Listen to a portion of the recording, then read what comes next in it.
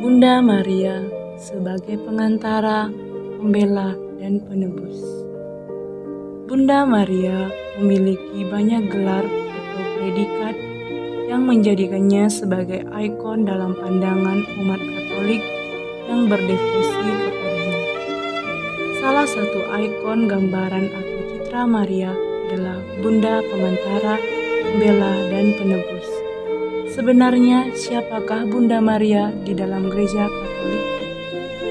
Bunda Maria dalam Gereja Katolik, Bunda Allah dan Bunda Gereja. Ia adalah Ibu Yesus, Anak Allah Penyelamat dunia. Kedudukan Bunda Maria dalam Gereja Katolik sangatlah istimewa.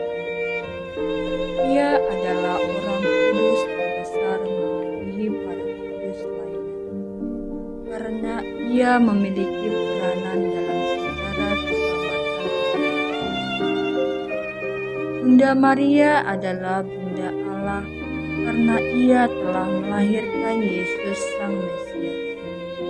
Peranannya begitu besar dalam keselamatan, maka ia juga menjadi Bunda Pengantara. Melalui dan dalam Maria, kita memperoleh keselamatan dari Allah dalam diri Yesus Kristus Putra Allah yang menjadi manusia dan dilahirkan dari perawan Maria. Allah memilih Bunda Maria untuk menjadi ibu Tuhan, karenanya ia dipersiapkan secara khusus sehingga sejak dari dalam kandungan ia tidak berbuat dosa, ia tetap perawan. Oleh rahmat dan perlindungan Allah, ia terlindungi dari segala noda dosa, ia hidup tanpa dosa. Keterpilihannya menjadi ibu Tuhan membuka kembali pintu surga yang telah ditutup karena dosa Hawa. Ia adalah Hawa baru, ibu dari semua yang hidup. Kepasrahannya yang total kepada rencana dan kehendak Allah menjadikan dia sangat berkenan di hadapan Allah. Ia adalah makhluk yang paling sempurna dari semua ciptaan. Bunda Maria adalah model iman yang harus diteladani, iman penuh penyerahan. Seperti yang dikatakan dalam Injil Lukas, terjadilah padaku menurut kehendak. Maria adalah contoh dan teladan gereja yang penuh. Bunda Maria sebagai pengantar. Setiap bulan Mei, gereja mengajak kita untuk memberi perhatian kepada Bunda Maria. Pada bulan Mei, pohon-pohon mulai bersemi, menjadikan panenan yang baik. Kita melihat realitas yang kontraks, musim dingin sebagai simbol kematian dan musim semi sebagai simbol kehidupan baru dan harap.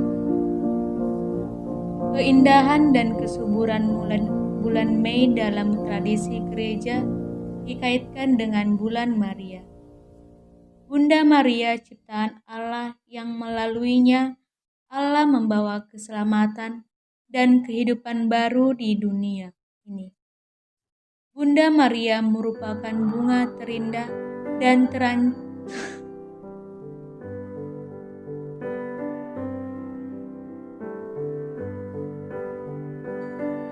Bunda Maria tidak hanya sebagai pengantara, akan tetapi Bunda Maria mempunyai peran dalam kehidupan kita umat Katolik, yaitu Maria sebagai Mater Advocata yang artinya pembela. Dia membela iman umatnya, terlebih yang kecil, lemah, miskin, dan tersingkir. Dari peranan Bunda Maria, maka Gereja Katolik melakukan penghormatan atau devosi kepada Bunda Maria dalam bentuk doa Salam Maria, Rosario, Litani Salam Maria, novena kepada Bunda Maria, doa Malaikat Tuhan atau Angelus, dan ziarah ke Gua Maria, baik secara pribadi maupun kelompok.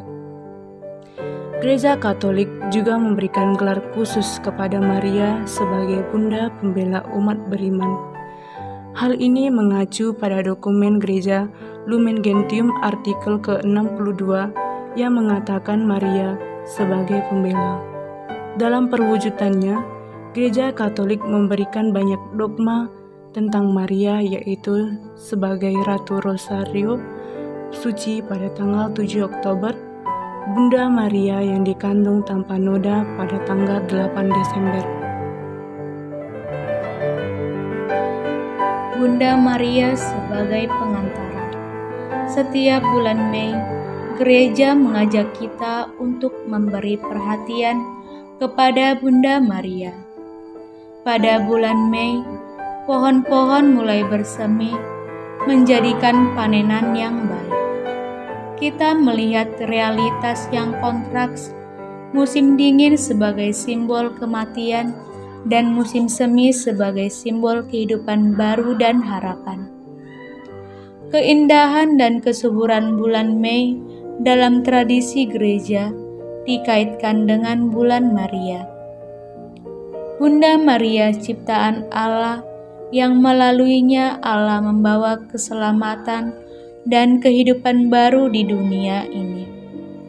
Bunda Maria merupakan bunga terindah dan tercantik dari segala bunga yang membawa pengharapan bagi umat manusia. Dalam diri Bunda Maria, keindahan sesungguhnya terletak dalam relasi kita dengan Allah, karena Bunda Maria membawa kita kepada Yesus seperti tiap kali kita berdoa Salam Maria. Fokus utama dan perhatian pertama devosi dan doa-doa kita lewat pengantaraan Bunda Maria adalah Yesus, bukan Maria. Akan tetapi, banyak orang yang bertanya, bukankah hal ini berlawanan dengan keyakinan iman kita bahwa Yesus adalah satu-satunya pengantara Allah Bapa?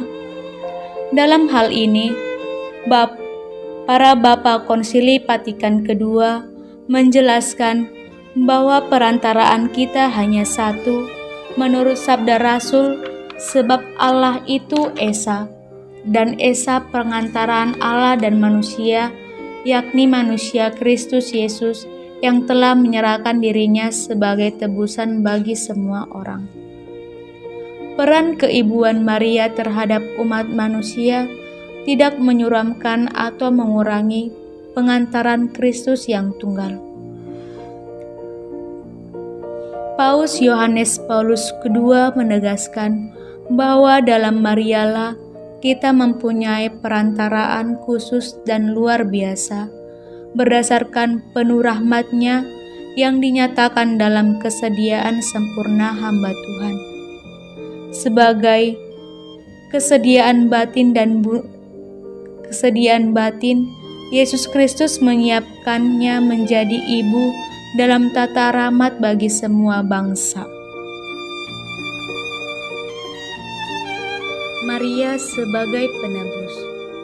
Maria mendapat gelar penebus karena ia memegang peranan yang sangat penting dalam sejarah keselamatan.